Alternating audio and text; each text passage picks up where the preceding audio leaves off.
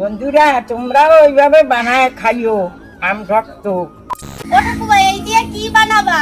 আম শক্ত বানাবো, নাতি-বিটিরা খাবে, বাড়ি এত আম। ও তা বানাও দেখি। পায়খানা বানাইছো এই বছর?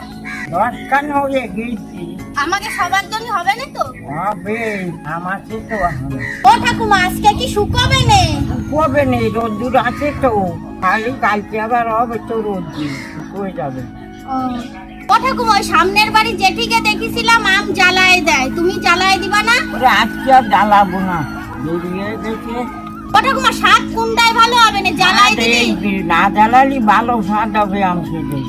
ও ঠাকুমা এইবার কি করবা? থালায় দেবো, তেল না খাইয়ে থালায় হয়ে যাবে। ও ঠাকুমা তোমরা ছোটবেলায় আম সব খাইতে? আমাকে ঘরে থাকতো 12 মাস খাইছি আমি। অল্প একটু তেল দে।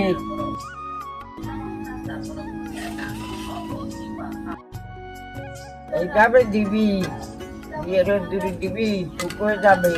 রোদ্দুর হলি 2-3 দিনই শুকোয় যাবে। এরকম করে দিয়ে দিয়ে খাবি।